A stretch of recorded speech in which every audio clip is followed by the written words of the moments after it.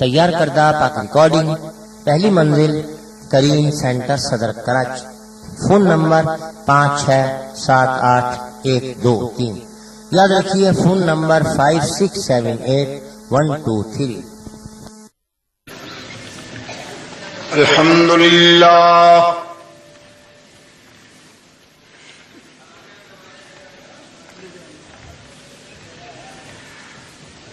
الحمدللہ وحدہ والصلاة والسلام علی من لا نبی بعدہ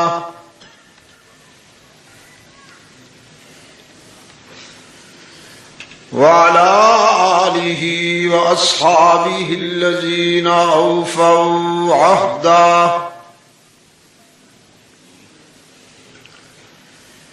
الذین هم مفاتیح الرحمة ومصابیح الغرر اعوذ باللہ من الشیطان الرجیم بسم اللہ الرحمن الرحیم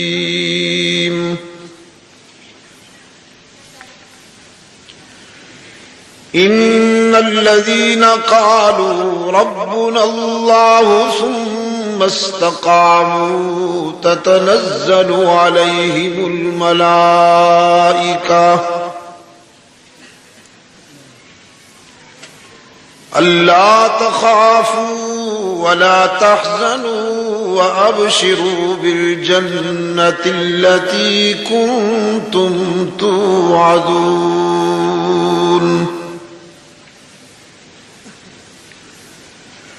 نحن أولياؤكم في الحياة الدنيا وفي الآخرة ولكم فيها ما تشتهي أنفسكم ولكم فيها ما تدعون نزلا من غفور رحيم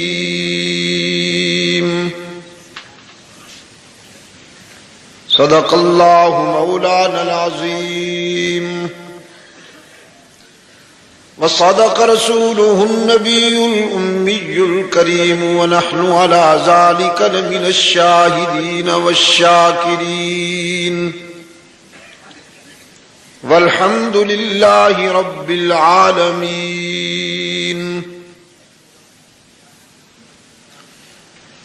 صدر اجلاس، ارباب علم و دانش، محترم بزرگوں اور عزیز دوستو، آج 22 جنوری 1988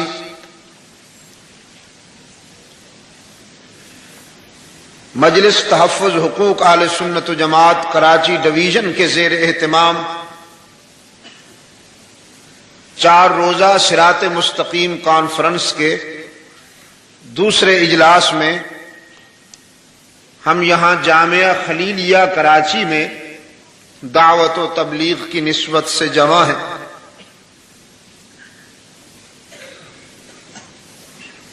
جگہ محدود ہونے پر آپ حضرات کو جو زحمت اٹھانا پڑ رہی ہے اس کے لیے میں معذرت خواہ ہوں۔ میں نے یہاں آتے ہی احباب سے عرض کر دیا تھا کہ جگہ تنگ رہے گی، لیکن یہ بھی حقیقت ہے کہ اطراف میں کوئی ایسی کھلی جگہ مزید میسر نہیں آ رہی تھی یہاں جہاں اس پروگرام کو ترتیب دیا جاتا۔ منتظمین کی بھی مجبوری تھی، اس ضمن میں آپ حضرات کو جو زحمت اٹھانا پڑ رہی ہے اس کے لیے انتظامیہ کی طرف سے بھی میں حرف اعتذار کہتا ہوں، اور اپنی طرف سے بھی۔ آپ اور ہم جس عظیم مقصد کے لیے کوشاں ہیں اس مقصد اور منزل کے حصول میں ہمیں بہت سارے مرحلوں سے گزرنا ہے، اس میں رنج بھی ہو، راحت بھی ہوتی ہے۔ اللہ قبول فرمائے۔ گزشتہ شب کی گفتگو اور آج دن کی نشست میں جو بات ہوئی اسی کی روشنی میں آپ سے آج کی ملاقات میں بھی گفتگو کرنا چاہتا ہوں۔ آپ میں سے جن دوستوں نے رات کے اجلاس میں شرکت فرمائی تھی، گزشتہ شب کے اجلاس میں، انہیں یاد ہوگا میں نے عرض کیا تھا کہ صراط مستقیم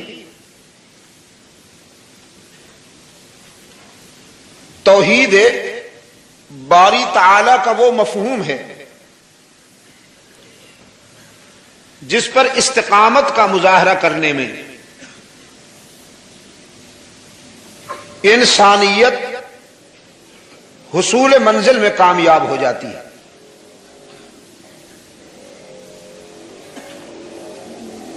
بہت خوش نصیب ہے وہ لوگ جنہیں صراط مستقیم میسر آ جائے، پھر بہت ہی خوش نصیب ہیں وہ لوگ جو اس جادہ صداقت پر استقامت کا مظاہرہ کرنے میں کامیاب ہو جائیں۔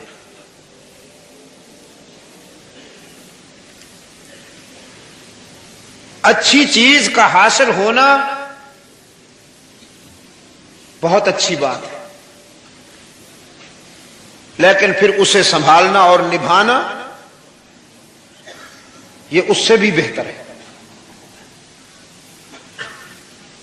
وفاداری بشرط استواری عین ایمان ہے۔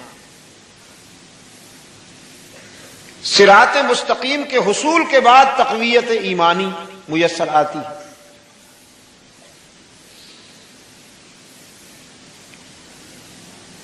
اس جادہ صداقت پر استقامت کا مظاہرہ کرنے والوں پہ اللہ کا دست کرم اور اس کی تائید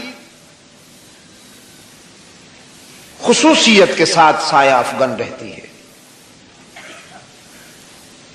اس جادہ صداقت پر چلنے والے تعداد میں اگرچہ کم ہوتے ہیں، لیکن کردار میں اتنے ہماگیر اور بھرپور ہوا کرتے ہیں کہ پورے معاشرے کی کایا پلٹ دیتے ہیں۔ قرآن کریم میں ارشاد ہوا، یقیناً وہ لوگ کہ جنہوں نے اللہ کی ربوبیت کا اقرار کرتے ہوئے کہہ دیا کہ ہمارا داتا تو اللہ ہی ہے، اور اس کے بعد اس پر قائم رہے، ثم استقاموا تتنزل علیہم الملائکہ، ہم ان کی تائید و حمایت میں فرشتے بھیجا کرتے ہیں، فرشتوں کا نزول ہوتا ہے اور انہیں خوشخبری دی جاتی ہے کہ دنیا میں کوئی خوف نہیں ہوگا، تمہیں آخرت کا کوئی حزن نہیں ہوگا، اور جس جنت کا تمہیں وعدہ دیا گیا ہے، جس کامیابی کا تمہیں وعدہ دیا گیا ہے، وہ ضرور تمہیں ملے گی۔ اور عزیز دوستو، اس جادہ صداقت پر چلنے والے، جیسا کہ میں پہلے عرض کر چکا ہوں، بظاہر تعداد میں کم ہوتے ہیں، اس لیے کہ توحید کے لیے قربانی لازم ہے۔ یہاں تعلقات ٹوٹتے ہیں، رشتے چھوٹتے ہیں،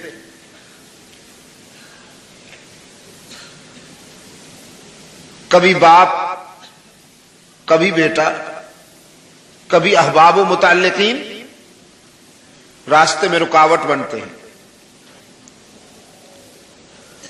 اور اللہ سے وفا کرنے والے دنیا کے تمام رشتوں سے کنارہ کش ہو کر جادہ صداقت کے تقاضوں کو پورا کرتے ہیں۔ تو حق تعالیٰ کا ارشاد ہے کہ ہم بھی انہیں تنہا نہیں چھوڑتے، بلکہ انہیں یقین دلایا جاتا ہے، نحن اولیاؤکم فی الحیات الدنیا وفی الآخرہ، ہم تمہارے دوست ہیں دنیا میں بھی اور آخرت میں بھی. وَلَكُمْ فِيهَا مَا تَشْتَهِي أَنفُسُكُمْ وَلَكُمْ فِيهَا مَا تَدَّعُونَ. آخرت کی زندگی میں حشر کی میزبانی میں اللہ کی طرف سے یہ پیشکش ہے کہ تم نے دنیا میں وہ کیا جو ہم نے چاہا، آج آخرت میں ہم وہ تمہیں عطا کریں گے جو تم چاہو گے.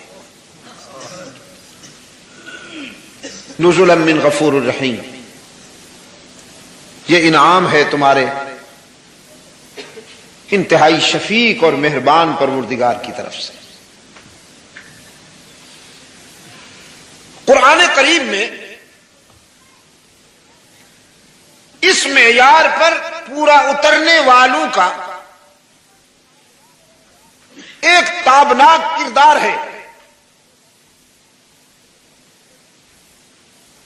جو رہتی دنیا تک اہل نظر کو فکری رہنمائی میسر کرتا ہے.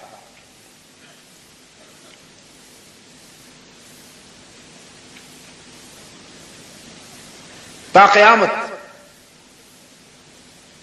اہل نظر کے لیے وہ کردار چراغ کا کام دیتا ہے.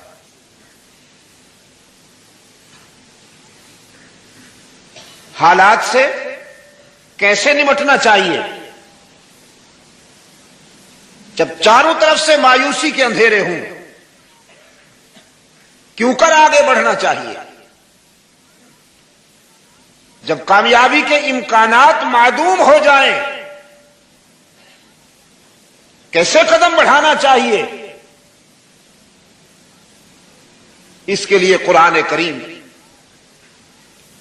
آپ کے سامنے مثال پیش کرتا ہے ان گنے چنے افراد کی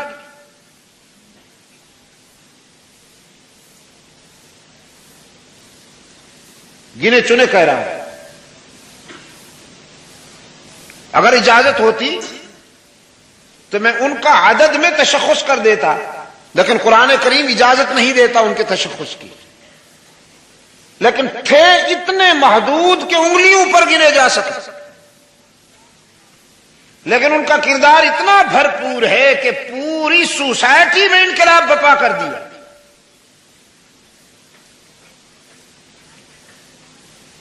برائی کو اقتدار کی سرپرستی حاصل تھی،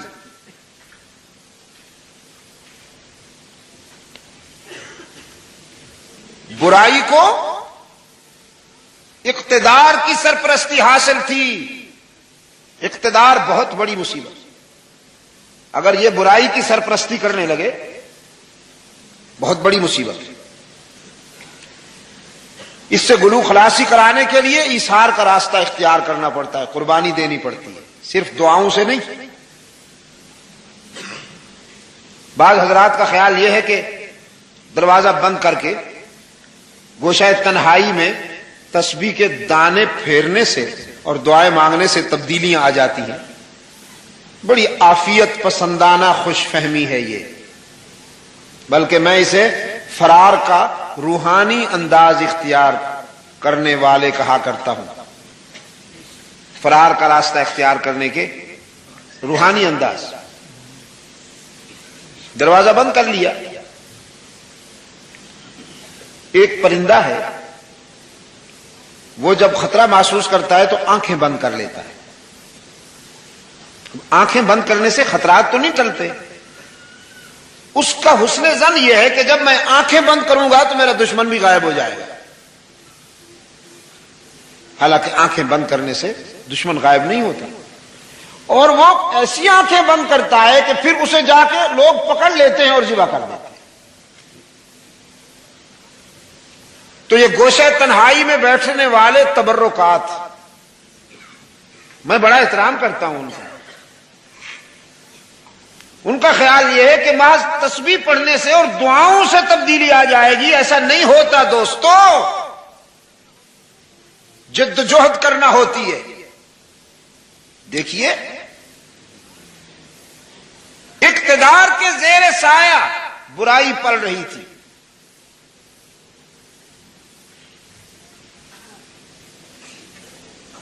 یا اللہ، شر کو اقتدار کا ہاتھ نگرانی کرنے والا تھا، چہار جانب سے مایوسی تھی، نہیں سمجھ میں آ رہا تھا کہ اس سے نجات کیسے ملے گی۔ صراط مستقیم پر چلنے والے چند خوش نصیب اور مثالی کردار جنہیں اللہ نے استقامت کی دولت سے نوازا، وہ سامنے آئے۔ انہوں نے باطل کو للکارا، طاغوتی قوت سے ٹکرائے، گوشے تنہائی میں نہیں، میدان میں آ کر، تسبیح خانوں سے نکل کر میدان میں، ظالم کے سامنے آنکھیں چار کرتے ہوئے کھلے میدان میں دو دو ہاتھ کیے۔ رحمت عالم صلی اللہ علیہ وسلم کے قلب اطہر پر ان کا کردار قرآن بن کر اترا۔ رسول کے قلب اطہر پر ان حق پرستوں کا کردار قرآن بن کر نازل ہوا۔ اللہ نے بڑے پیار سے ان کے کردار کو اپنے محبوب کے سامنے بیان کیا۔ فرمایا نحن نقص علیک نبأہم بالحق انہم فتیۃ آمنوا بربہم وزدناہم ھدی وربطنا علی قلوبہم اذ قاموا فقالوا ربنا رب السماوات والأرض لن ندعو من دونه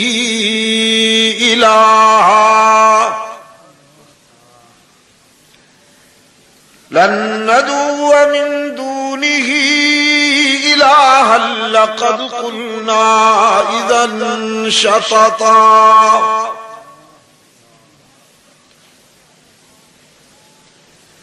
هؤلاء قوم اتخذوا من دونه آلهة لولا يأتون عليهم بسلطان بين فمن أظلم ممن افترى على الله كذبا نحن نقص عليك نبأهم بالحق محبوبا ہم تمہیں ان کے کردار کی کہانی سناتے ہیں حق و صداقت کی روشنی میں، جنہوں نے صراط مستقیم پر چلتے ہوئے استقامت کا مظاہرہ کیا۔ انہم فتیۃ آمنوا بربہم وزدناہم ھدی،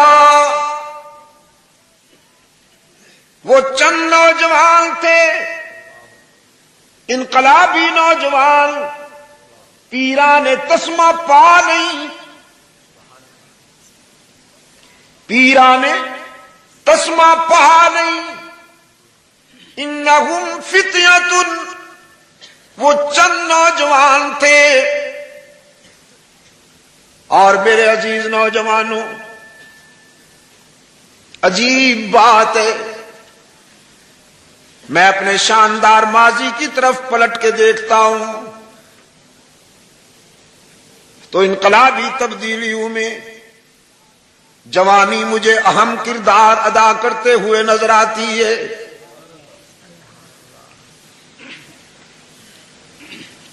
لعنت بر پدر فرنگ، اور انگریز نے ایسا جال بچھایا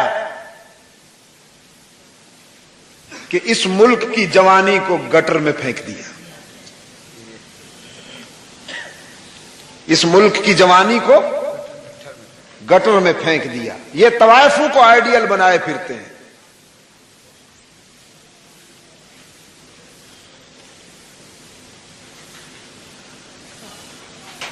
وہ غلاظت میں پلنے والے گندے کیڑے، ٹوائلٹ میں رینگنے والے کیڑوں سے بھی جن کا کردار زیادہ بدبودار ہے، اس ملک کی جوانی ادھر متوجہ ہے۔ عزیز نوجوانوں، امانت ہے یہ آپ کے پاس، اس کا مصرف ڈھونڈو۔ آج میں تمہیں بتا رہا ہوں، جوانی کا مصرف یہ ہے کہ اسے اعلاء کلمت اللہ کے لیے کام میں لایا جائے۔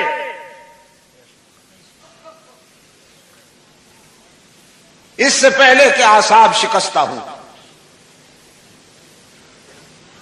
اس سے پہلے کہ رگوں سے گرم گرم خون کی روانی اختتام کو پہنچے، اس سے پہلے کہ امنگوں سے حرارت رخصت ہو جائے، اس سے پہلے کہ عزائم سے رفعتیں چلی جائیں، اللہ کی عطا کردہ اس پاور کو بروئے کار لاؤ۔ باطل کا جنازہ اٹھانے کے لیے عزم کرو، ہاتھ سے ہاتھ ملا کر، قدم سے قدم ملا کر اس کو یاد کرتے ہوئے آگے بڑھو، پھر دیکھو وہ کیسے کرم کرتا ہے۔ تعداد میں تھوڑا ہونے کے باوجود تم آگے تو بڑھو۔ اس نے وعدہ کیا ہے کہ ہم اپنے دوستوں کو رسوا نہیں ہونے دیتے۔ وہ چند نوجوان تھے جنہوں نے طاغوتی قوت کو للکارا، رب العالمین نے فرمایا وہ ہمارے بن گئے، انہوں نے صراط مستقیم اپنایا، ہم نے ان کے دل و نگاہ میں رشد و ہدایت کے سویرے بھر دیے، رشد و ہدایت کے اجالے بھر دیے، اور پھر ربط قلوب عطا کیا، انہیں ایک دوسرے کے قریب کر دیا، دل کی دھڑکنوں میں وحدت پیدا کی۔ اس قابو ظالم کے مقابلے میں وہ کھڑے ہوئے، جبین جھک رہی تھی در در پہ، آستانے سجے ہوئے تھے، استحصال، انسان کے فکر و نظر کا استحصال جاری تھا، آستانوں پہ بیٹھنے والے نذرانوں کے متوالے تھے، روحانیت کے عنوان سے جیبیں صاف ہو رہی تھی۔ یہ گدی نشین پرانے فنکار،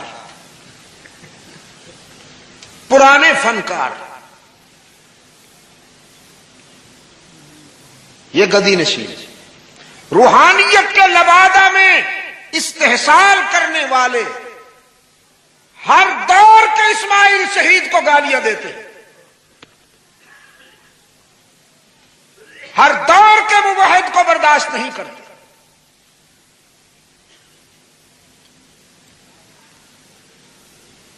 قرآن پاک نے فرمایا وَرَبَطْنَا عَلَىٰ قُلُوبِهِمْ إِذْ قَامُوا،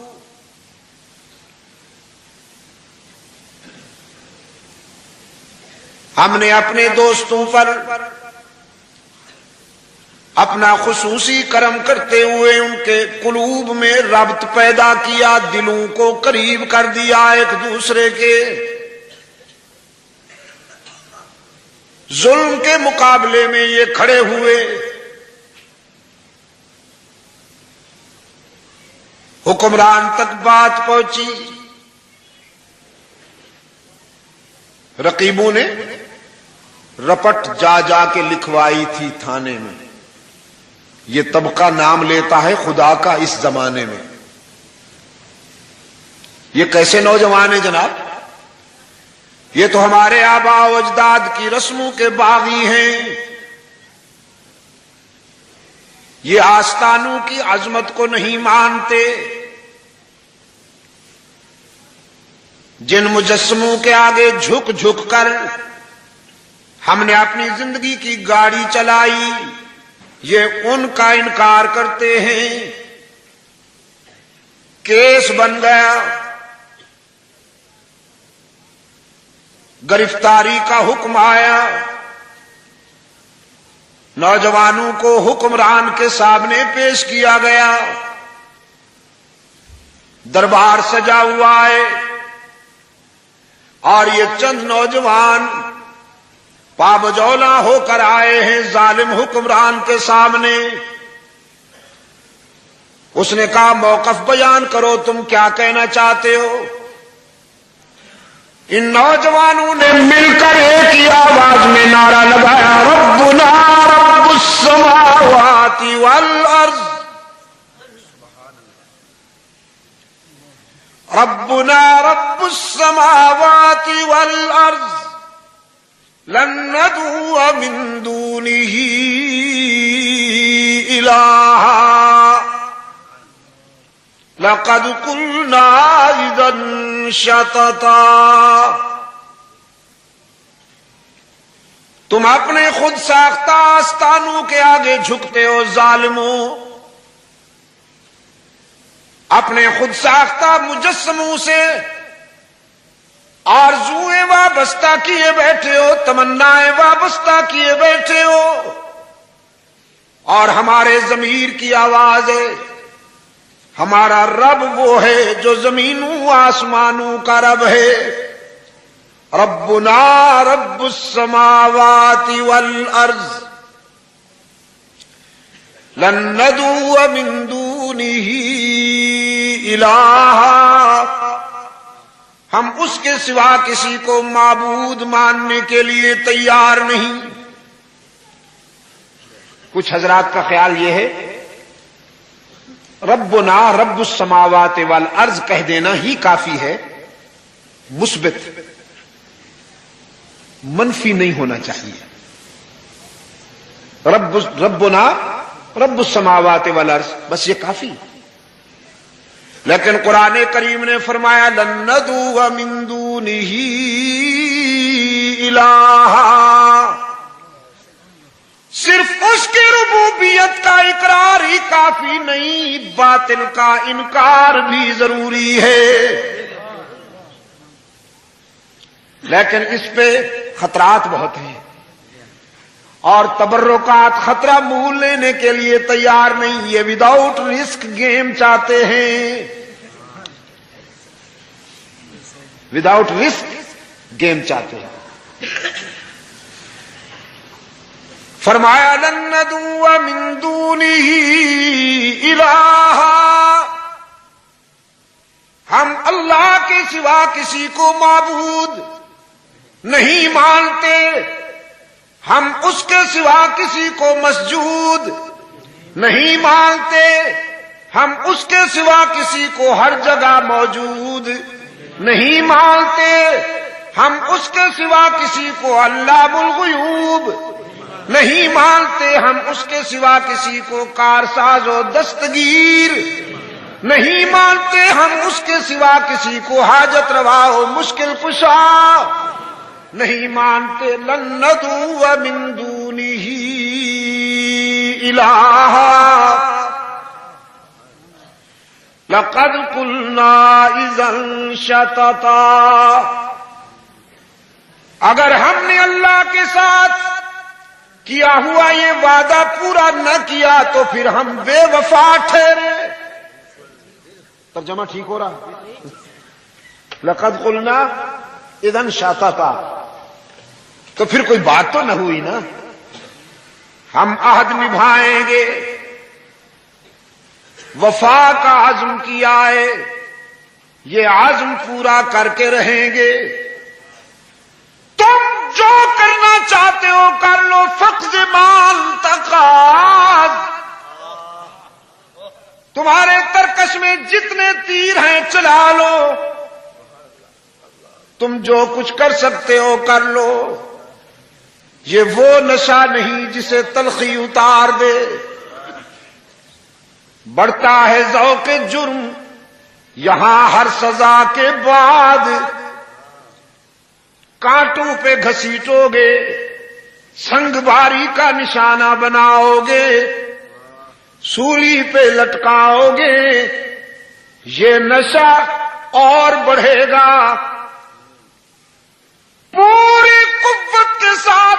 کرتے ہیں اور کہتے رہیں گے. ہماری زمین کی عاجزیوں کے لیے سچا مسجود کون؟ اچھا، کیا نام ہے اس علاقے کا؟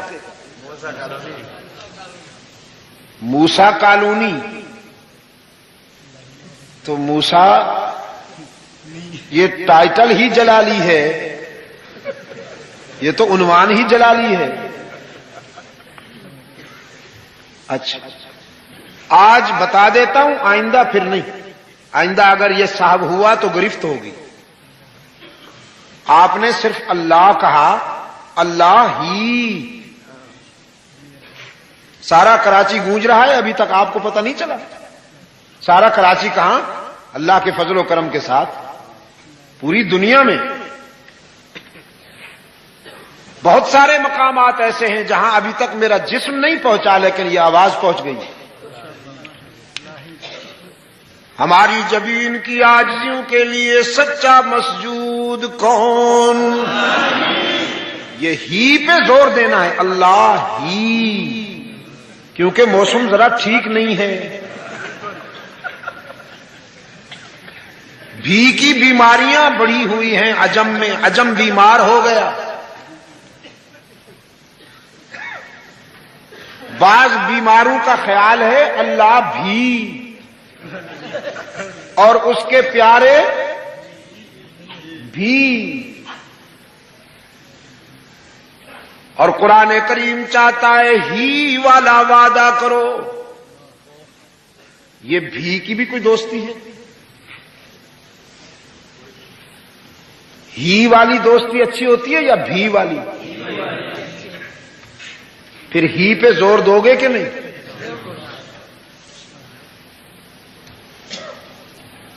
بھی کی بھی کوئی دوستی ہے؟ اللہ محفوظ رکھے. لن ندعو من دونه الہا. حق کے اقرار کے ساتھ باطل کا انکار بھی ضروری. صرف اقرار سے بات نہیں ہوگی. کلمہ توحید میں پہلے انکار پھر اقرار. لا الہ پہلے، الا اللہ بعد میں. رسک لینا ہوگا بابو. ہماری زمین کی عاجزیوں کے لیے سچا مسجود کون؟ نظم و ضبط کے ساتھ سب مل کے ہی پہ ضرب لگائیں. کوئی انوکھی بات نہیں کہلوا رہا آپ سے. نماز کی ہر رکعت میں قرآن کریم کہلواتا ہے ایاک نعبد و ایاک نستعین. ہم تیری ہی عبادت کرتے ہیں اور جزاکم اللہ کرتے رہیں گے. ہم تیری ہی عبادت کرتے ہیں اور کرتے رہیں گے. ہم تجھ سے ہی مدد مانگتے ہیں اور مانگتے رہیں گے. نوجوانوں نے اعلان کیا،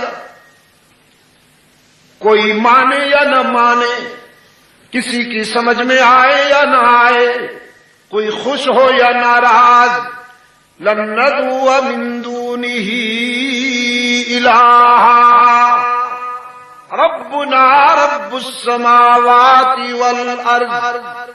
ہماری زمین کی عاجزیوں کے لیے سچا مسجود کون؟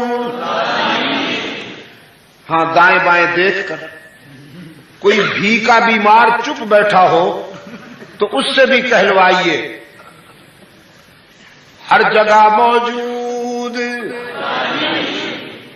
علام الغیوب، کارساز و دستگیر، حاجت روا و مشکل کشا، عزت دینے والا، رزق عطا کرنے والا. ہر ایک کی دعائیں سننے اور قبول کرنے والا، کچھ لیے بغیر سب کچھ دینے والا۔ کراچی کے روشن ضمیروں کہا کرتا ہوں، باقی جہاں جاؤ گے لوٹے جاؤ گے۔ سجے ہوئے ہیں آستانے، بیٹھی ہوئی ہیں شخصیتیں،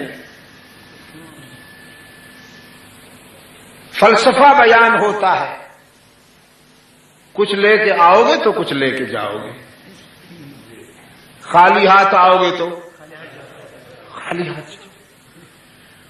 بزرگوں کی خدمت کرنی چاہیے،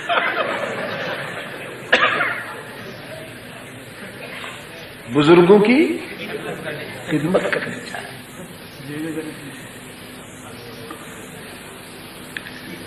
باقی جہاں جاؤ گے لوٹے جاؤ گے۔ لوگ کہیں گے کچھ لے کے آؤ گے تو کچھ لے کے جاؤ گے، خالی ہاتھ آؤ گے تو خالی ہاتھ جاؤ گے۔ لیکن اللہ کے در رحمت سے ہر وقت صدا آتی ہے، کچھ نہ لے کے آؤ سب کچھ لے کے جاؤ، خالی ہاتھ آؤ دامن بھر کے جاؤ۔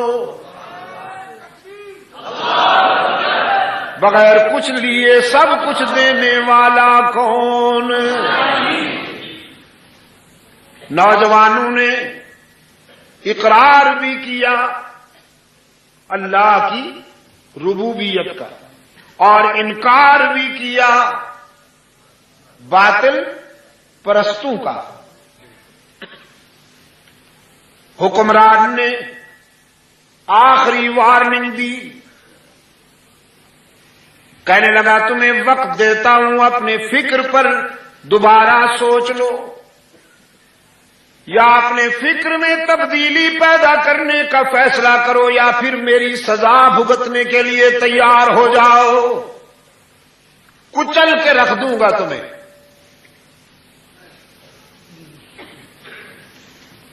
قرآن کریم نے فرمایا یہ چند نوجوان وہاں سے ہٹ کر گوشہ تنہائی میں آئے، ایک پہاڑ کے دامن میں کھڑے ہو گئے، رب العالمین کے حضور طلب کے ہاتھ بلند کیے، فرمایا ربنا آتنا من لدنک رحمہ۔ الہ العالمین، ہماری دوستی اور ہماری وفا آزمائش میں آ گئی، تعلق آزمایا جا رہا ہے، ہم تجھ سے استقامت کی توفیق مانگتے ہیں الہ العالمین، ہمیں راہ حق پر استقامت عطا فرما۔ ہمارے مٹ جانے کی تو کوئی بات نہیں ہے، لیکن جو بات ہم بلند کر رہے ہیں اس کلمے کو بلند بلند تر فرما۔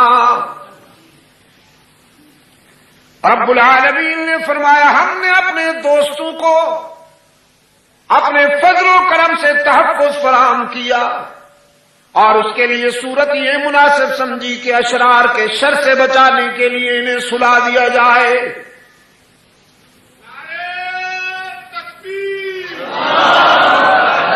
چند لمحوں کے لیے، چند لمحوں کے لیے لیتے ہیں، ادھر فیصلہ ہو گیا، صدیوں تک لیٹنا ہوگا۔ قرآن کریم نے فرمایا فَضَرَبْنَا عَلَىٰ آذَانِهِمْ فِي الْكَهْفِ سِنِينَ عَدَدًا۔ رب العالمین نے فیصلہ کر لیا ایک طویل عرصے تک انہیں سلایا رکھا جائے، سونے دیا جائے، تاکہ جب اشرار کا دور ختم ہو تو پھر ہم انہیں اٹھائیں اور پھر انہی کی زبان سے کلمہ حق بلند کروائیں۔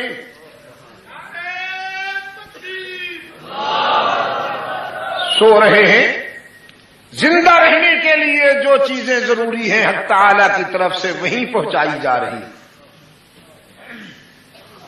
ہوا زندگی کی اہم ترین ضرورت ہے، پہنچ رہی ہے. سورج کی کرنیں حق تعالی کے فضل و کرم سے پہنچ رہی ہیں. حکم تھا سورج کو تزاور عن کہفہم.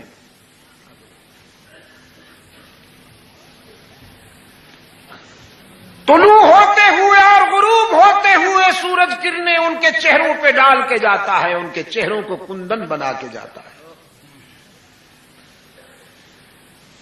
رب العالمین نے فرمایا نقلبہم ذات الیمین و ذات الشمال. ہم تو ان کی کروٹیں بھی خود بدلا کرتے تھے.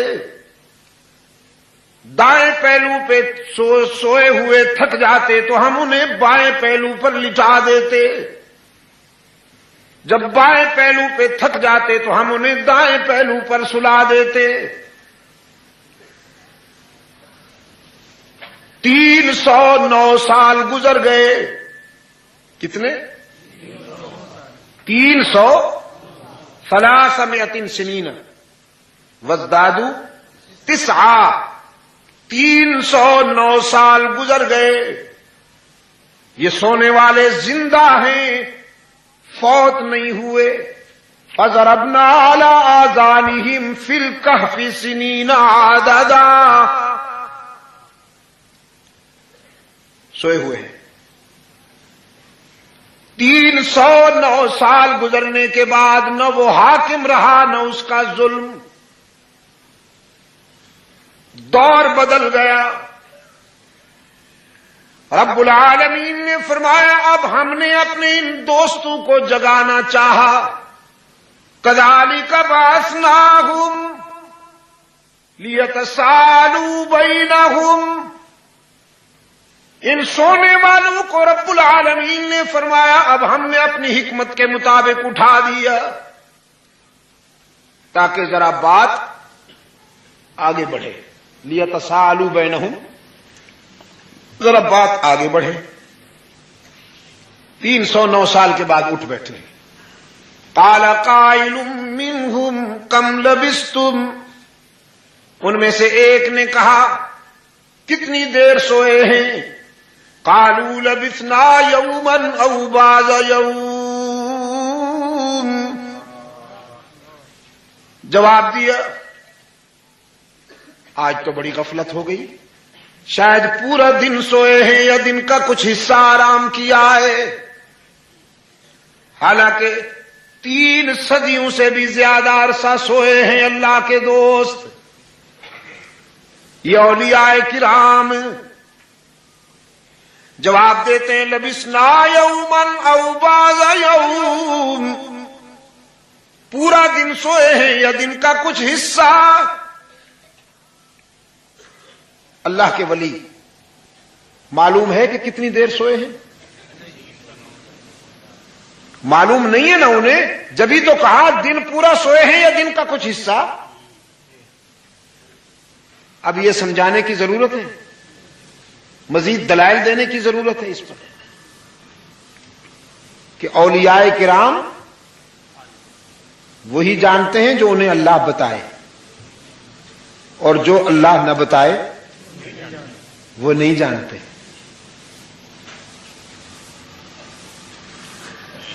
قالوا لبثنا یوما او بعض یوم. کراچی کے دوستو، ایک تو یہ حقیقت واضح ہو گئی کہ اللہ والے علام الغیوب نہیں ہوتے. علام الغیوب اللہ کے سوا کوئی نہیں. اور دوسری یہ بات بھی واضح ہو گئی کہ اللہ والے وہی سنتے ہیں جو سنایا جائے. رب العالمین کی طرف سے جو بات انہیں سنوائی جائے وہی سنتے ہیں. وہ نہ سنائے تو زندہ نہیں سنتے. فنکار مردوں کو سناتے ہیں، یہ کہتے ہیں مردہ بھی سنتے ہیں. یہاں قرآن کریم نے بتایا ہے کہ یہ زندہ ہونے کے باوجود نہیں سن پائے. دعوت والی اذان دیں تو مصر کو کیا جواب دیں، سعودی عرب کو کیا جواب دیں، امارات والوں کو کیا جواب دیں، لیبیا والوں کو کیا جواب دیں گے؟ وہ کہیں گے ساری دنیا میں تو وہی اذانیں بلند ہو رہی ہیں جو مسجد حرام اور مسجد نبوی کے میناروں سے بلند ہو رہی ہیں، یہ تم نے کیا بیچ میں شروع کر لیا ہے؟ صرف نمازوں، اذانوں، سیرت کانفرنسوں کا نام نہیں ہے۔ سیرت کانفرنسوں میں تو سید عبد المجید ندیم بولتا ہے، حاجی عبدالستار اس کو ارینج کرتے ہیں، خلیل بندانی اس کو ارینج کرتے ہیں، اور ہم اس میں تقریر کرتے ہیں۔ ہم سے سن لیجیے، آپ اس پوزیشن میں نہیں ہے کہ آپ بھی کانفرنسوں پہ گزارا کریں، آپ تو اس پوزیشن میں ہیں کہ فیصلہ کریں۔ اگلی صبح برطانیہ کا قانون وہی سنتا ہے جسے وہ سنا ہے۔ میں تو کہتا ہوں یہ سو تو رہے ہیں نا، وہ نہ سنوائے تو جاگنے والے بھی نہیں سنتے۔ شاہ جی مرحوم سے کسی نے پوچھا تھا، شاہ صاحب مردے سنتے ہیں کہ نہیں سنتے؟ پنجاب میں ایک مقام پر جلسہ تھا، یہ جھگڑا چل رہا تھا، وہاں ایک پارٹی کہتی تھی مردے سنتے ہیں، دوسری کہتی تھی نہیں سنتے۔ مسلمانوں کے فطرت میں جد و جہد ہے، یہ کفر کے مقابلے میں ہو تو ہر وقت جہاد میں مصروف رہتا ہے، اور جب کفر سامنے نہ ہو تو طبیعت تو وہی ہے، جب دشمن سامنے نہ ہو تو پھر آپس میں لڑتا ہے، لڑتا ضرور ہے۔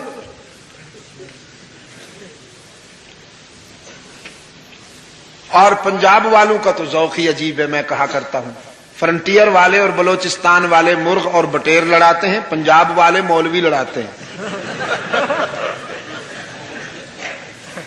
کراچی والے بھی اسی طرح کرتے ہیں، مولوی لڑاتے ہیں۔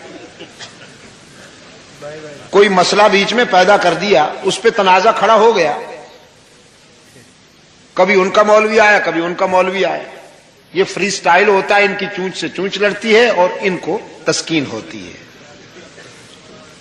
شاہ صاحب رحمت اللہ علیہ اسی علاقہ میں تشریف لے گئے، ایک صاحب نے کھڑے ہو کے کہا شاہ جی تقریر بعد میں ہوگی، پہلے یہ بتا دیجئے مردے سنتے ہیں کہ نہیں سنتے؟ شاہ صاحب نے فرمایا کیوں، کوئی خاص کام ہے ان سے؟ تو کارے ضمیرہ نکو ساختی کہ با آسمان نیز پر داختی، زندوں کے مسائل تم نے حل کر لیے ہیں کہ قبرستان کی فکر ہو گئی ہے تمہیں؟ اس نے کہا جی کام تو کوئی نہیں ہے مردوں سے، یہ تو میں بات پوچھ رہا ہوں آپ سے، یہاں کچھ لوگ کہتے ہیں سنتے ہیں، کچھ لوگ نہیں کہتے، کچھ کہتے ہیں نہیں سنتے، آپ کی زبان سے ہم سننا چاہتے ہیں کہ اصل صورتحال کیا ہے؟ شاہ جی مرحوم نے فرمایا اچھا تو یہ بات ہے میاں، یہ سوال و جواب کی بات نہیں ہے، جھگڑنے کی اور تکرار کی بات نہیں ہے، اس میں بحث کرنے کی کیا ضرورت ہے؟ یہ تو سامنے آنے والی حقیقت ہے، مشاہدے میں آ جائے گی، جب کل مرو گے تو پتہ چل جائے گا، سنتے ہوں گے تو سن لینا، نہ سنتے ہوں گے تو چپ کر کے پڑے رہنا۔ جواب ہی ایسا زعفرانی تھا کہ سامعین ہنس دیے، پھر آہ سرد لی اور فرمانے لگے سنتے ہوں گے جن کی سنتے ہوں گے، تم مردوں کی بات کرتے ہو، میری تو زندہ بھی نہیں سنتے۔ 40 سال سے میں اس زندوں کے قبرستان میں اذانیں دے رہا ہوں، اور جس درد دل سے، جس سوز جگر سے میں نے انہیں قرآن سنایا ہے، اگر اس درد دل سے میں ستاروں سے گویا ہوتا تو ٹوٹ کر میرے دامن میں آ پڑتا،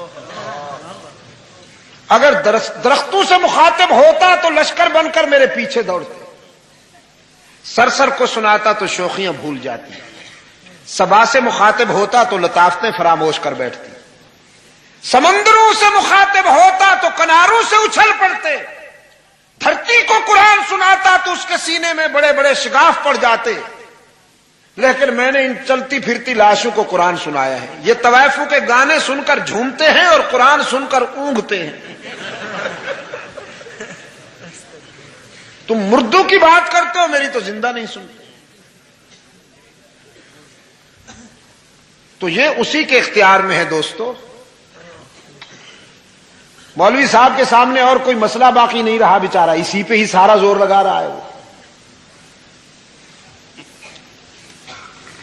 جس سرزمین پر اسلام دشمن فتنے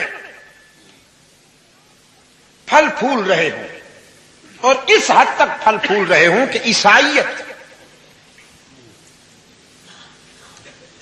چرچ کی رپورٹ یہ ہے کہ سب سے زیادہ کامیابی اس سرزمین پر ہوئی ہے انہیں تقسیم کے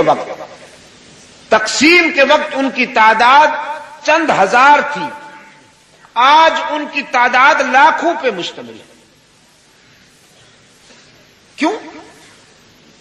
کہ ادھر مذہب کے حوالے سے تنازعات روز افزوں ہیں، کبھی کوئی مسئلہ ہے کبھی کوئی مسئلہ ہے، مولوی صاحب نے فیصلہ کیا ہے سوائے اپنے کسی کو مسلمان رہنے ہی نہیں دینا۔ یہ مولانا محمد الیاس رحمت اللہ علیہ پہ اللہ کی کروڑوں رحمتیں ہوں، کروٹ کروٹ اللہ انہیں سکون نصیب فرمائے۔ انہوں نے ایک بے لوث جماعت، ایک بے ریار بے لوث لشکر کھڑا کیا ہے جو پوری دنیا میں اسلام کی دعوت و تبلیغ کے تقاضے پورے کر رہا ہے، افریقہ کے جنگلات میں، یورپ کے جگمگاتے شہروں میں الا اللہ کی ضربیں لگا رہا ہے۔ مولوی نے کہا یہ بھی گستاخ، فیصلہ کیا ہے ایک مولوی صاحب خود اور دوسرا اس کا وہ مرید جو کبھی تیجے کے عنوان سے، کبھی ساتے کے عنوان سے، کبھی جمراتے کے عنوان سے، کبھی کل شریف کے عنوان سے، کبھی کنڈے کے عنوان سے، کبھی 11ویں کے عنوان سے تر و تازہ پلیٹ پیش کرے۔ ایک وہ عاشق رسول ہے، ایک خود مولوی صاحب عاشق رسول ہے، باقی ساری دنیا فارغ ہے۔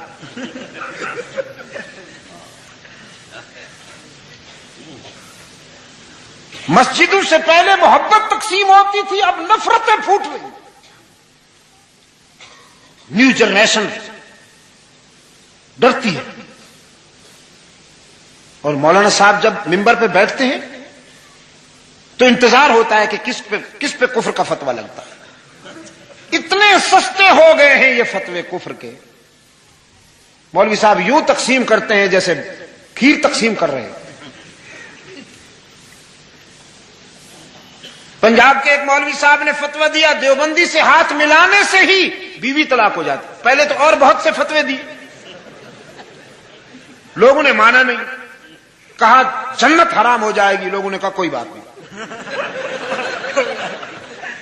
کہا جہنم میں جاؤ گے دیوبندی کو سلام کیا تو، لوگوں نے کہا جا مر، ہم کریں گے۔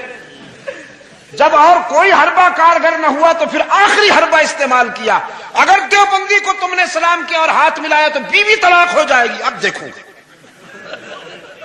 لوگوں نے کہا عجیب مصیبت۔ اگلے دن کوئی من چلا پہنچ گیا، مولوی صاحب اسے جانتے نہیں تھے، اس نے دور سے کہا السلام علیکم مولانا، نوٹ بھی نکالا نذرانہ پیش کرنے کے لیے۔ مولانا صاحب تو کھڑے ہو گئے، وعلیکم السلام، برخوردار کیسے ہیں آپ؟ بلغ العلا بکمالہ کشف الدجا بجمالہ۔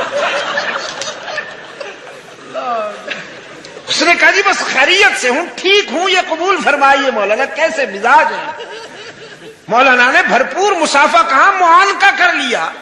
اس نوجوان نے کہا حضرت آپ نے کل خطبہ میں بہت اچھی تقریر فرمائی ہے، میرے تو دل میں اتر گئی، ایمان تازہ ہوا۔ آپ نے فرمایا تھا کہ کسی دیوبندی کو سلام کا جواب دیا جائے یا ہاتھ ملایا جائے تو بیوی طلاق ہو جاتی ہے، ناچیز تو دیوبندی ہے ہی۔ سلام کا جواب بھی دے دیا آپ نے، مسافہ تو کیا معانقہ کر لیا، تو اب آپ سے تو فارغ ہو گئی، میرے حوالے کر دیا۔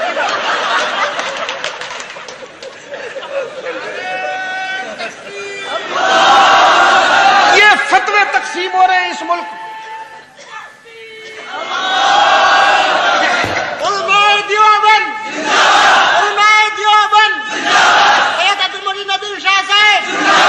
یہ فتوے تقسیم ہو رہے ہیں اس ملک میں عزیز دوست، اور وہ چلے گئے فتویٰ دینے والے جنہوں نے اسی کراچی کے خالق دینا حال میں گونج کر کہا تھا انگریز کی فوج میں بھرتی ہونا حرام ہے۔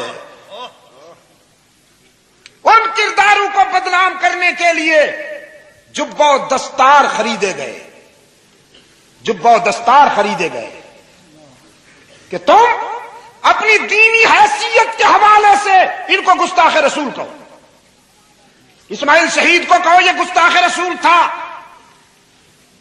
محمود حسن دیوبندی کو کہو کہ یہ تو گستاخ تھا،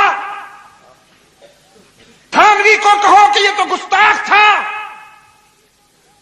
شاہ اسماعیل شہید گستاخ تھا جس نے اعلاء کلمت اللہ کے لیے جان عزیز کا نذرانہ پیش کیا وہ گستاخ، اور جن کی لائف ہسٹری ڈائننگ روم سے شروع ہو کر ڈائننگ روم پہ فنش ہوتی ہے، یہ عاشق۔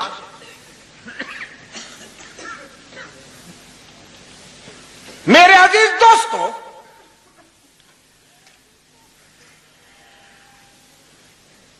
نوجوانوں نے فرمایا دن کا کچھ حصہ سوئے ہیں یا شاید پورا دن سوئے ہیں، آج تو بڑی غفلت ہو گئی۔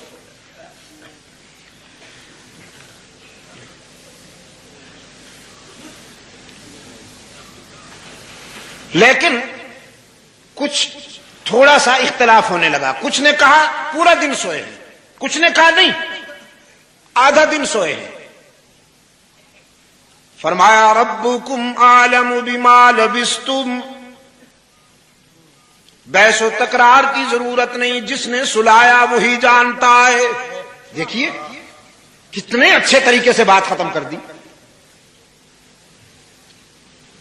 قالوا ربکم عالم بما لبستم، بحث و تکرار نہیں چاہیے،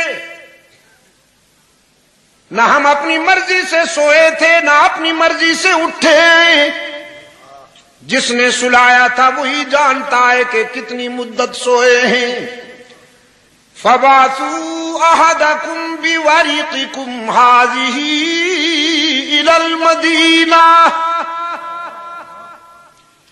فلینظر ایہا ازکا طعاما فلیأتکم برزق منہ ولیتلطف ولا یشعرن بکم احدا۔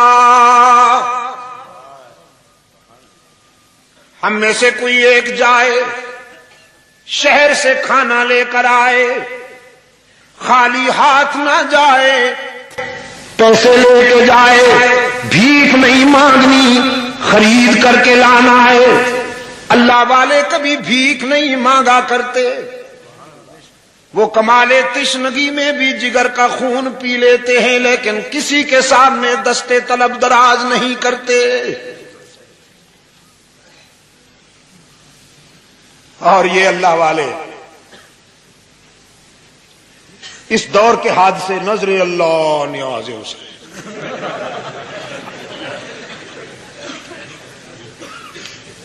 آپ کے نزدیک یہ مجذوب ہیں،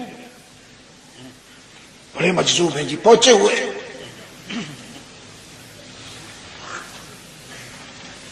فَبَعْثُوا أَحَدَكُمْ بِوَرِقِكُمْ هَٰذِهِ إِلَى الْمَدِينَةِ،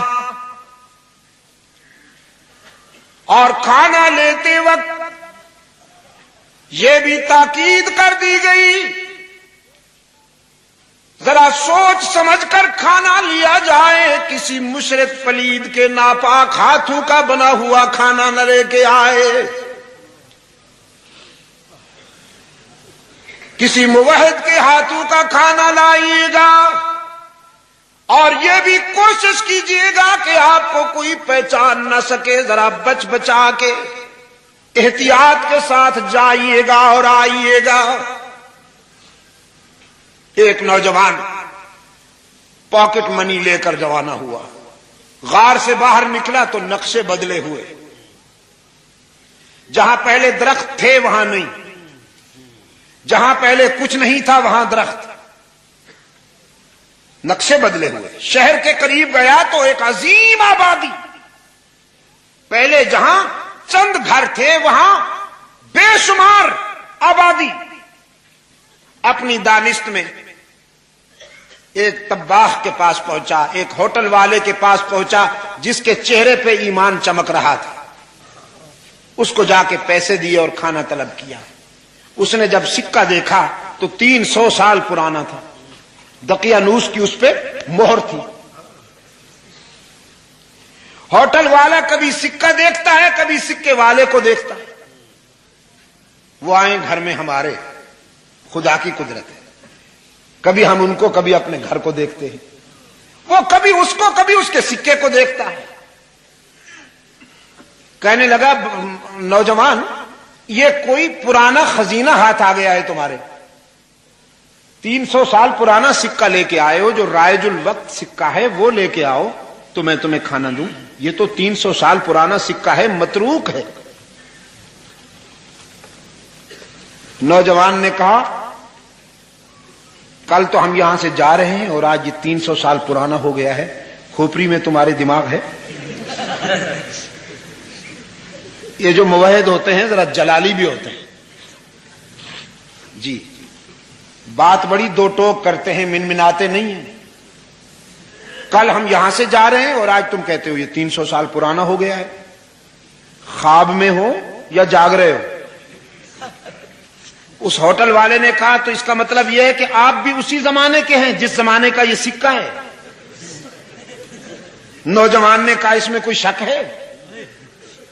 آپ کس دور کی جنس ہیں؟ اس نے کہا میں جس دور کی ہوں یہ بعد میں بتاؤں گا. بازو پکڑ لیا. اس کے ذہن میں وہ نوجوان آ گئے جو دقیانوس کے زمانہ میں روپوش ہو گئے تھے. پوری قوم نے جنہیں تلاش کیا تھا اور ہاتھ نہیں آئے تھے. وہ کہانی اس کے ذہن میں بیدار ہو گئی. کہنے لگا لگتا ہے تم انہی نوجوانوں میں سے ایک ہو جو دقیانوس کے سامنے جنہوں نے حق و صداقت کی آواز بلند کی تھی اور پھر گم ہو گئے تھے. پوری قوم انہیں تلاش کرتی رہی، ہاتھ نہ آئے. پکڑ لیا. ادھر نوجوان کو پکڑ لیا اور ادھر اللہ کی شان ہے. اب اقتدار پہ وہ تھا کہ جو اللہ کی وحدانیت کو مانتا تھا، یوم آخرت پر جس کا ایمان تھا، مرنے کے بعد زندہ اٹھنے پر جس کا ایمان تھا. لیکن قوم میں سے کچھ ترقی پسند، جیسے عصر حاضر میں کچھ ترقی پسند ہے. وہ کہتے ہیں مرنے کے بعد کون اٹھے گا، یہ تو مولویوں کے ڈھکوسلے ہیں. ہاں جی، مٹی میں مٹی ہو جائیں گے. کسی پرانی قبر کو کھودو تو صحیح، دیکھو ہڈیوں کا بھرکس نکلا ہوا ہے، اور یہ مولوی کہتے ہیں تم بعد میں زندہ ہو کے اٹھو گے. سب کہانیاں.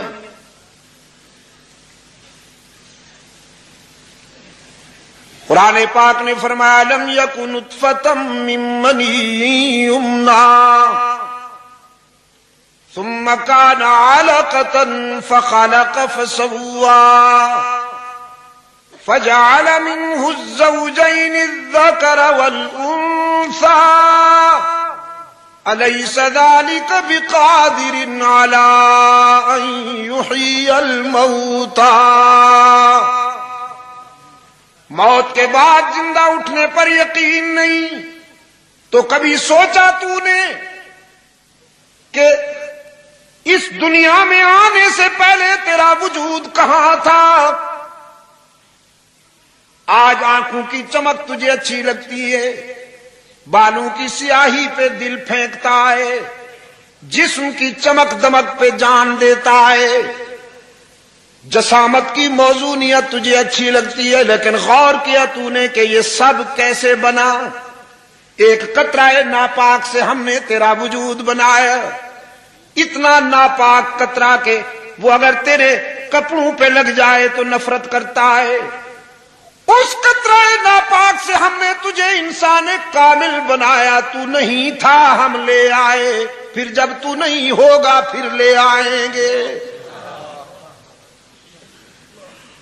لیکن سمجھ میں نہیں آ رہا تھا کچھ لوگوں کے. وہ یزداں شناس، وہ خدا شناس حکمران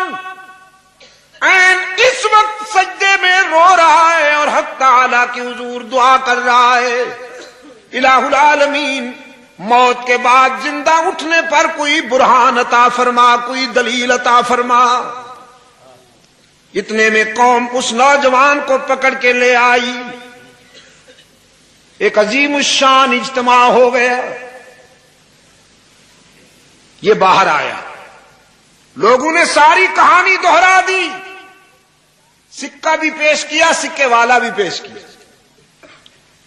اس حکمران نے اس نوجوان کا بازو پکڑ کر جب حالات سنے تو پھر دنیا کے سامنے اسے پیش کیا، لوگوں کے سامنے اسے پیش کیا.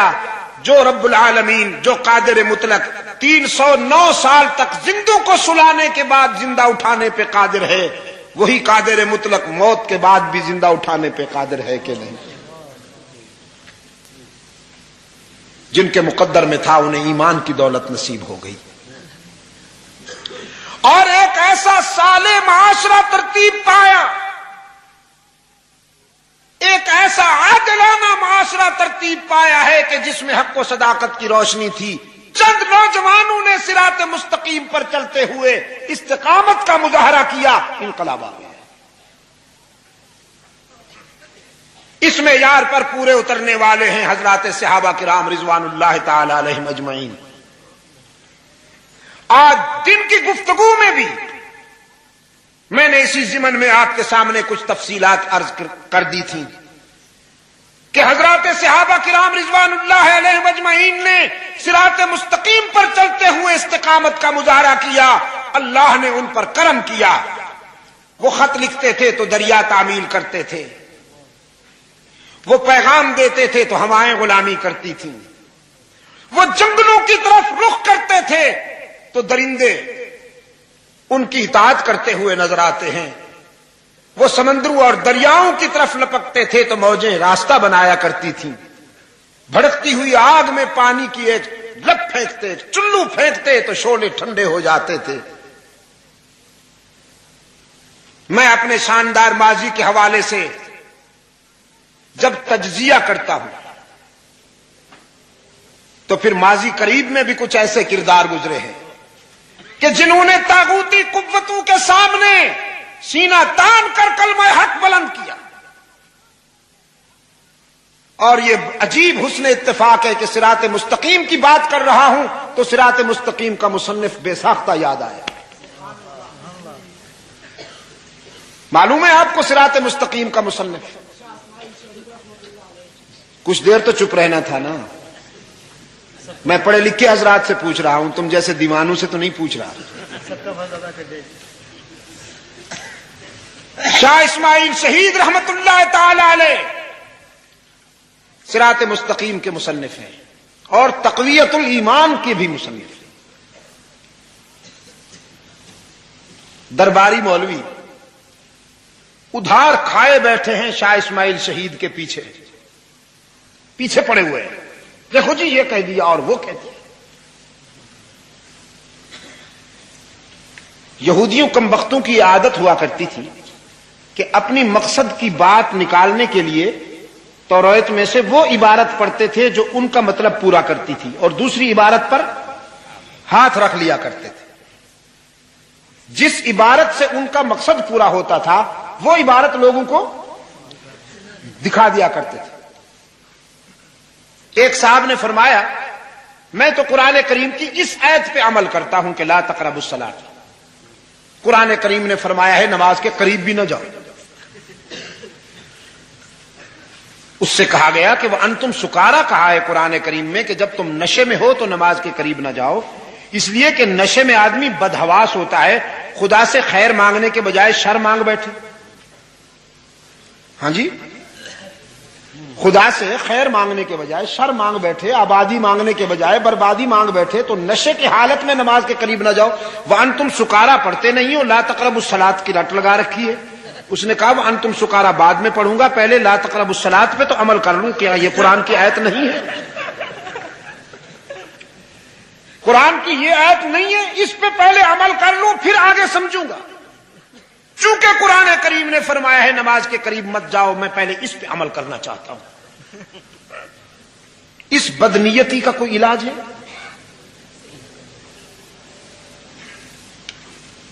اسلام کے ان مایہ ناز سپاہیوں کے کردار کشی کے لیے ان کی عبارتوں کو توڑ کر پیش کرنے والے، ان سے اپنا مقصد نکالنے والے، ان سے پوچھئے کہ تم نے دین کے لیے کتنی قربانیاں دی، دین کے نام پر تو اتنے پل گئے ہو کہ چھوٹی موٹی گاڑیاں نہیں اٹھا سکتی۔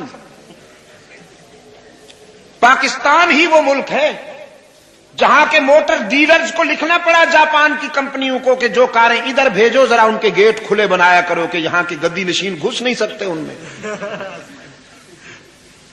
میں بتایا کرتا ہوں دوستوں کو، باہر کے ایک سفر کے دوران میرے جہاز میں پاکستان کے ایک گدی نشین صاحب تشریف فرما تھے۔ پہلے تو میں نے ان کو نہیں دیکھا،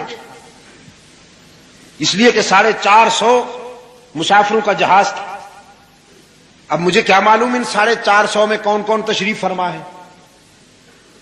فرینکفرٹ جا کر مسافر اتر گئے، جہاز کچھ خالی ہو گیا، تو اب میں نے دیکھا کہ ایک حضرت صاحب تشریف فرما ہے۔ یا اللہ، جہاز کی 2 سیٹیں، بیچ میں جو ایک وہ پارٹیشن لائن ہوتی ہے وہ ہٹا دی گئی تھی، 2 سیٹوں میں تشریف فرما ہے اور کھب کے بیٹھے ہیں۔ 2 سیٹوں میں بھی کچھ ادھر سے شکم مبارک نکلا ہوا ہے، کچھ ادھر سے شکم مبارک نکلا ہوا ہے، یوں تشریف فرما ہے۔ میرے ساتھ والی سیٹ پر ایک انگریز بیٹھا تھا، ایک گورا بیٹھا تھا۔ یہاں سے روانہ ہوئے تو اس نے بہت سارے سوالات کیے اسلام کے متعلق۔ جب فرینکفرٹ سے ہمارا جہاز پرواز کرنے لگا، اس کی نظر بھی پڑ گئی شخصیت پر، مجھ سے کہنے لگا یہ بھی آپ کا ہے، یہ ایٹم بھی اسلام کے کھاتے میں۔ میں نے کہا میرے بلاک میں گھسا ہوا تو ہے لیکن ہے تمہارا ووٹر، اسلام میں اس سائز کی کوئی گنجائش نہیں ہے۔ اسلام تو اتنا نازک دین ہے دوست، اسلام کے نزاکت تخیل کا یہ عالم ہے، اسلام کا معیار اتنا بلند ہے اور نفیس ہے کہ حافظ الحدیث سیدنا ابو ہریرہ رضی اللہ تعالی عنہ بحرین کے گورنر بنائے گئے فاروق اعظم رضی اللہ تعالی عنہ کی خلافت میں، اور فاروق اعظم رضی اللہ تعالی عنہ کا یہ معمول اور مزاج تھا کہ حج کے سیزن میں حکم دیا کرتے تھے اپنے گورنروں کو، علیکم بمکہ عند الموسم، حج کے موقع پر ذرا مکہ میں آؤ، میں تمہارا جائزہ لینا چاہتا ہوں کہ گورنر بننے کے بعد کہیں تم بدل تو نہیں گئے۔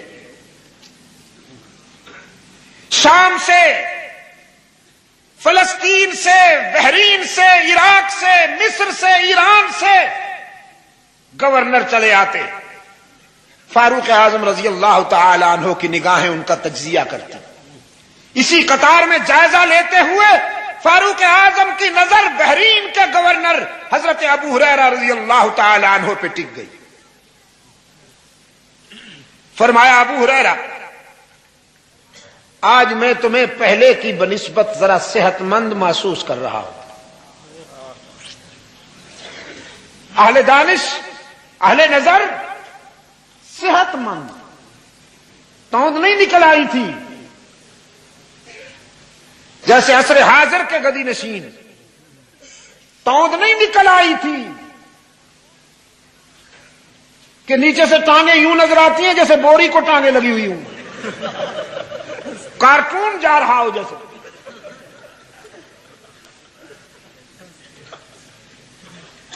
صورتحال یہ تھی کہ پہلے پسلیاں نکلی ہوئی تھی، اب ذرا چھپ گئی تھی، پہلے ذرا ہڈیاں نکلی ہوئی تھی، اب ذرا چھپ گئی تھی، ذرا بیلنس جو جسم کی ساخت تھی وہ بیلنس برابر ہو گیا۔ فاروق اعظم کی باریک بین نگاہوں نے اسے بھی محسوس کیا۔ فرمایا ابو ہریرہ، پہلے کی بنسبت آپ ذرا صحت مند نظر آتے ہیں، آپ کو تو رسول اللہ کی امت کی نگہداشت اور فکر میں پہلے سے زیادہ سوکھ جانا چاہیے تھا۔ ابو ہریرہ رضی اللہ تعالیٰ عنہ کھڑے ہو گئے، فرمانے لگے امیر المومنین، آپ سے زیادہ مجھے کوئی نہیں جانتا کہ میں نے کس دور میں رحمت عالم صلی اللہ علیہ وسلم کے موقف کو اپنایا ہے۔ میں نے رحمت عالم صلی اللہ علیہ وسلم کے قدموں میں بیٹھ کر نفس کشی نہیں، نفس پروری نہیں سیکھی، نفس کشی سیکھی ہے۔ یاد ہے آپ کو وہ دن جب صحن مسجد نبوی میں گر پڑا تھا اور آپ اردا گرد جمع ہو گئے تھے، کوئی کہتا تھا رجل مسحور، بیچارے پہ جادو تو نہیں کر دیا گیا، کوئی کہتا تھا مرگی کا دورہ تو نہیں پڑ گیا، حالانکہ واللہ ما ہی ابی الا الجوع، خدا کی قسم نہ مجھ پہ سحر تھا نہ مجھ پہ مرگی کا اثر تھا، کئی دن کے مسلسل فاقہ کشی کی وجہ سے اتنی نقاہت ہو گئی تھی کہ میں لڑکھڑا کے گر پڑا تھا۔ میں نے رحمت عالم صلی اللہ علیہ وسلم کے قدموں میں بیٹھ کر نفس کشی سیکھی ہے، نفس پروری نہیں سیکھی۔ بات صرف اتنی ہے کہ پہلے مسلسل کئی دنوں کا فاقہ رہا کرتا تھا، اب جب گورنر بنا کے لایا گیا ہوں تو اب کبھی نان زمین دونوں وقت میسر آ جاتا ہے۔ یہ سرسبز سرزمین ہے، بہت شاداب علاقہ ہے، یہاں کے پھل فروٹ کھا لیتا ہوں تو ذرا پسلیاں چھپ گئی ہیں، اور کوئی بات نہیں ہے، نفس پروری نہیں کرتا ہوں، عیاش نہیں ہوں، الحمدللہ اس کے لیے آپ سے زیادہ مجھے کوئی نہیں جانتا۔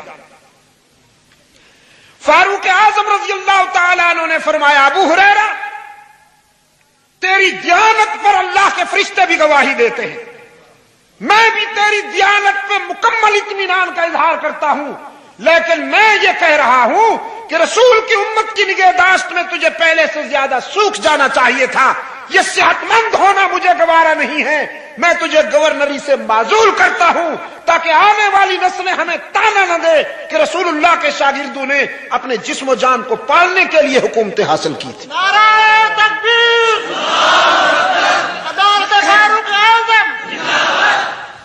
آپ سمجھے کہ نہیں؟ سیدنا خالد بن ولید رضی اللہ تعالی عنہ کے بارے میں لوگ یہ سوچنے لگے تھے کہ جتنی فتوحات ہیں وہ اس شخص کی مرہون منت ہے۔ حضرت خالد رضی اللہ تعالیٰ عنہ جس میدان پہ جاتا ہے فتح ان کے قدم چومتی ہے، تمام کامیابیاں اس شخص کی وجہ سے۔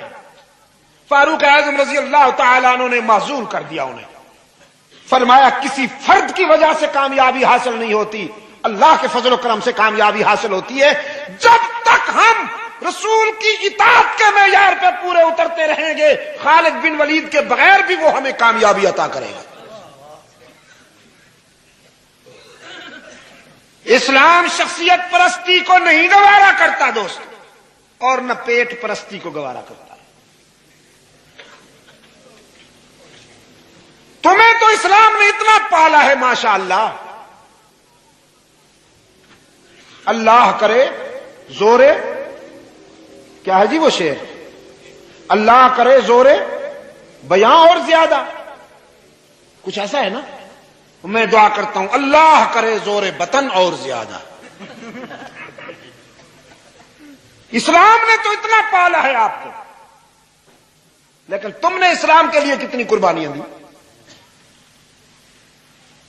تحریک تحفظ ختم نبوت میں قربانیاں بتاؤ۔ یہ کل کی بات ہے، نشتر پارک میں کانفرنس ہو رہی تھی جی، میں خود چل کے گیا تھا ایک شخصیت کے پاس، ہم نے کہا آئیے آپ عاشق رسول کہلاتے ہیں، ہم تو گناہگار لوگ ہیں، ہم تو خطاکار لوگ ہیں، آئیے آپ کے معشوق کی عزت کا سوال ہے، رحمت عالم صلی اللہ علیہ وسلم کی ختم نبوت کا پرچم اونچا کرنا ہے، آئیے مولانا ہم چاہتے ہیں کہ وہ ہاتھ آپ کے ہوں، ہم بھی ان میں شامل ہو جائیں، یہ پرچم ہم مل کے اونچا کریں۔ مولانا صاحب نے تازہ دم پان اپنے منہ میں ٹھونستے ہوئے فرمایا، اس سلسلے میں مشورہ کروں گا تو پھر جواب دوں گا، وہ مشورہ قیامت تک ختم نہیں ہوگا۔ یہ کوئی ایسی بات نہیں کہہ رہا ہوں میں، خدا نخواستہ الزام تراشی نہیں کر رہا ہوں، اور نہ ہم الزام تراشی کیا کرتے ہیں۔ یہ زندگی تو 4 دنوں کا کھیل ہے، ختم ہو جائے گی، اللہ کی عدالت میں ایک ایک جملے کا حساب ہوگا، ہم سوچ سمجھ کے بولا کرتے ہیں۔ انکار کر دیا انہوں نے ختم نبوت کانفرنس میں شرکت کرنے سے، حالانکہ اس میں نہ جان جا رہی تھی نہ کوئی پھانسی آ رہی تھی۔ اسلام نے تو تمہیں اتنا پالا کہ سائز سنبھالا نہیں جاتا۔ تم نے کتنی قربانیاں دی ہیں اسلام کے لیے؟ تحریک تحفظ ختم نبوت میں اپنی قربانیاں بتاؤ، تحریک تحفظ ناموس صحابہ و اہل بیت میں اپنی قربانیاں بتاؤ، تحریک اشاعت توحید و سنت میں اپنی قربانیاں بتاؤ۔ نہیں، کوئی قربانی۔ البتہ یہ قربانی ہے کہ اذان میں ملاوٹ کر دی،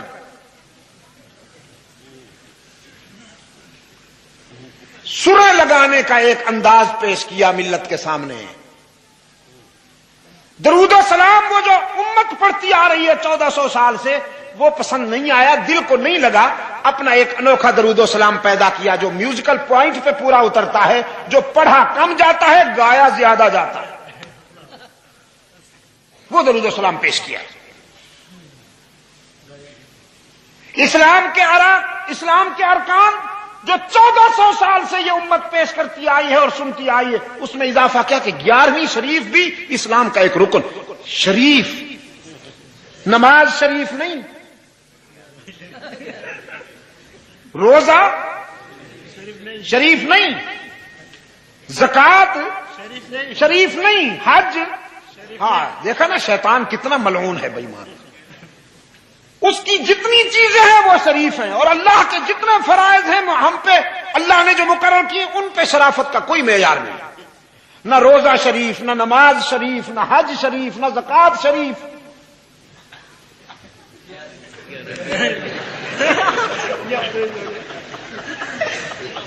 اور فلانا شریف اور فلانا شریف۔ میرے عزیز دوست، شاہ شہید رحمت اللہ تعالی علیہ کا کردار، صراط مستقیم کے مصنف کا کردار آپ کو صراط مستقیم کی دعوت دیتا ہے۔ کسی صاحب نظر نے شاہ شہید رحمت اللہ علیہ کی قبر پہ کھڑے ہوئے ایک پتھر پر یہ عبارت لکھ دی ہے، اللہ جب کبھی آپ کو لے جائے ہزارہ ڈویژن میں تو بالا کوٹ ضرور جائیے گا، بالا کوٹ ضرور جائیے گا۔ شاہ شہید رحمت اللہ تعالی علیہ کی قبر میں جب بھی جاتا ہوں ہزارہ ڈویژن کے سفر میں تو ترجیحی بنیاد پر ضرور جاتا ہوں وہاں۔ ہم تو ویسے بھی اللہ والوں کے قبروں پہ جاتے ہیں، وہاں جا کر ایصال ثواب کرتے ہیں، اور وہاں نفس کو سمجھاتے ہیں کہ جب اتنے بڑے بڑے لوگ نہیں رہے تو تم کس باغ کی مولی ہو۔ لاہور جاتا ہوں تو حضرت علی حجویری رحمت اللہ علیہ کی قبر پہ جاتا ہوں۔ رحمت عالم صلی اللہ علیہ وسلم کا ارشاد ہے، قبرستان میں جایا کرو، قبریں تمہیں موت کی یاد دلائیں گی۔ حضرت عثمان رضی اللہ تعالیٰ عنہ کے سامنے ایک نوجوان نے کہا، ذرا جیب بھر گئی ہے، تکبر آ گیا ہے، علاج چاہتا ہوں، کوئی وظیفہ بتائیے۔ فرمایا روزانہ یا ہفتے میں 3 بار یا ہفتے میں 1 مرتبہ قبرستان چلے جایا کرو، وہاں جا کے دیکھو کیسے کیسے دولت مندوں اور حسینوں کی مٹی پلید ہو رہی ہے۔ ہم جاتے ہیں، شاہ شہید رحمت اللہ علیہ کی قبر پہ جاتا ہوں، مجھے یوں محسوس ہوتا ہے جیسے عبداللہ ابن زبیر تختہ دار پہ لٹک رہے ہیں۔ کسی صاحب نظر نے ان کی قبر پہ یہ عبارت لکھ دی ہے، فرمایا اے ذبیح اللہ اسماعیل ماں، اے ذبیح اللہ اسماعیل ماں، شد ندایت سور اسرافیل ماں، خون خود را در کہو کو سارے، لیک بیجے حریت در ہند بیخ۔ اللہ کے راستے میں ذبح ہو جانے والے ہمارے پیارے اسماعیل، تیری صدائے حریت نے تو برے صغیر میں غفلت کی نیند سونے والوں کو بیدار کر دیا،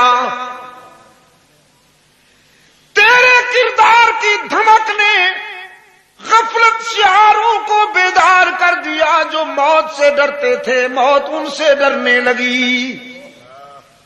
تو نے اپنے خون جگر کا می برسا کر، تو نے اپنے خون جگر کی برسات برسا کر بالا کوٹ کے ذروں کو تو رنگین کر دیا، لیکن اسماعیل اللہ کے فضل و کرم کی گھٹا برسے تیرے مرقد پر کہ تیرے خون کا ایک ایک قطرہ تحریک آزادی کا عنوان بن گیا۔ نعرہ تکبیر، علماء حق، مجلس تحفظ حقوق اہل سنت، شہداء بالا کوٹ، آزادی آج تحریک آزادی کا ہیرو انہیں ثابت کیا جا رہا ہے جن کی کنٹریبیوشن یہ ہے کہ وہ انگریز کے وفادار تھے اور انگریز کے وفادار ہیں. اس ملک کی کیسی ریت ہے؟ جو انگریز کا دشمن ہو اس پہ غداری کی مہر ثبت. وہ ملک دشمن ہے، وہ اسلام کا بھی دشمن ہے. نہ معلوم اس پہ کیا کیا الزامات لگتے ہیں. میرے عزیز دوستو، یہ ہیں وہ کردار صراط مستقیم پر استقامت کا مظاہرہ کرنے والے جن کی قربانیوں کی بدولت، جن کے ایثار کی بدولت آج ہم آزاد فضاؤں میں سانس لے رہے ہیں. صراط مستقیم کے معیار پر اترنے والے یہی کردار ہیں جنہوں نے انگریزی سیاست کا، انگریزی تعلیم کا، انگریزی تمدن کا اور انگریزی فکر کا تعاقب کرتے ہوئے فرنگی سیاست سے بغاوت کی، فرنگی تمدن سے بغاوت کی، فرنگی تعلیم سے بغاوت کی. انگریز نے کہا انگریزی پڑھو گے تو ترقی کرو گے، اور زیادہ صداقت پر چلنے والے ان متوالوں نے کہا محمد عربی کے علوم کو سینے سے لگاؤ گے تو ترقی کرو گے. انگریز نے انگریزی تعلیمات کے اداروں کو بنایا اور زیادہ صداقت پر چلنے والوں نے قرآن و سنت کے علوم کی شمع جلائی. آج دونوں کے نتائج سامنے ہیں آپ کے. یونیورسٹیوں نے جو جنس پیدا کی وہ بھی آپ کے سامنے ہے، اور قرآن و سنت کی تعلیمات کے اداروں نے جو جنریشن تیار کی وہ بھی آپ کے سامنے ہے.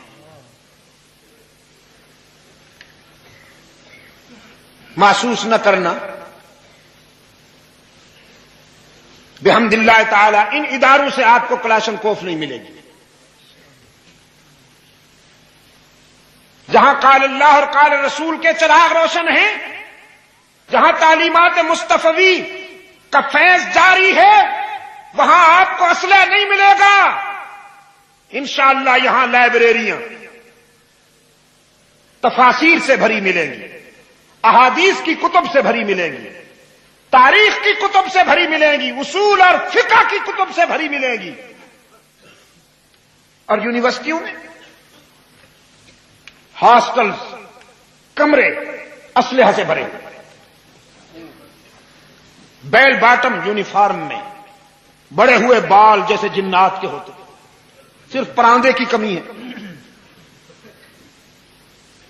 اور حالیہ رپورٹ کے مطابق اس ملک میں کئی لاکھ گریجویٹ نوجوان ایسے ہیں کہ جو بے روزگار پھرتے ہیں، جنہیں کوئی ملازمت نہیں ملتی، روزگار نہیں ملتا. اللہ کے فضل و کرم سے قرآن و حدیث پڑھنے والے پھر بھی غنیمت ہیں، باوجود اس کے کہ امریکن لابی نے ایک پالیسی کے تحت علماء اسلام کو معاشی موت مارنا چاہا. ان کو معاشی احتیاج میں مبتلا کر کے معاشرے میں غیر مؤثر بنانے کے لیے انہوں نے پلاننگ کی ہے، لیکن اس کے باوجود قرآن و حدیث کے علوم پڑھنے والے بھوکے نہیں مرتے. انہوں نے کہا تھا انگریزی پڑھ کر ہم بلند ہو جائیں گے. بقول اکبر الہ آبادی کے تھے کیک کے خیال میں سو روٹی بھی گئی، چاہی تھی شے بڑی سو چھوٹی بھی گئی. وائز کی نصیحت تو نہ مانی، آخر پتلون کی تاک میں لنگوٹی بھی گئی. میرے عزیز دوستو، اللہ ان اداروں کو اپنے فضل و کرم کے سائے میں ہمیشہ ہمیشہ آباد رکھے. چٹائیوں پہ بیٹھ کر پڑھنے اور پڑھانے والے پوری قوم کے محسن ہیں. خدا کی قسم اگر ان اداروں سے قال اللہ اور قال رسول کی روشنی نہ پھوٹتی تو نہ معلوم آج اس قوم کا کیا حشر ہے. حالت اب بھی کوئی اچھی نہیں ہے. لارڈ میکالے کے نظام تعلیم نے جو تباہیاں پھیلائی ہیں اس کی سزا پوری قوم بھگت رہی ہے، لیکن اگر کچھ بھرم باقی ہے تو وہ ان اداروں کی وجہ سے ہے. رحمت عالم صلی اللہ علیہ وسلم نے فرمایا ہے جس سرزمین پر اس کا نام لیا جاتا ہو وہاں اس کا غضب رحمت سے بدل جاتا ہے. ابھی کچھ ایسے مراکز ہیں جہاں قال اللہ اور قال رسول کی صدائیں بلند ہوتی ہیں اور ہماری خطاؤں کو معاف کیا جا رہا ہے. اللہ آپ کو توفیق عطا فرمائے، ہم سب کو اللہ توفیق عطا فرمائے کہ ہم قرآن و سنت کے علوم کی اس سما کو روشن رکھنے کے لیے اپنا خون جگر پیش کر سکیں۔ اللہم صلی علی سیدنا محمد النبی الامی وعلی آلہ واصحابہ وبارک وسلم۔ ربنا آتنا فی الدنیا حسنۃ وفی الآخرۃ حسنۃ وقنا عذاب النار۔ ربنا ظلمنا انفسنا وان لم تغفر لنا وترحمنا لنكونن من الخاسرین۔ لا تؤاخذنا ان نسينا او اخطأنا ربنا ولا تحمل علينا اصرا كما حملته على الذين من قبلنا ربنا ولا تحملنا ما لا طاقة لنا به واعف عنا واغفر لنا وارحمنا انت مولانا فانصرنا على القوم الكافرين۔ اے اللہ تیار کردہ پاک ریکارڈنگ، پہلی منزل کریم سینٹر صدر کراچی، فون نمبر 567812 3۔ یاد رکھیے فون نمبر 567812 3۔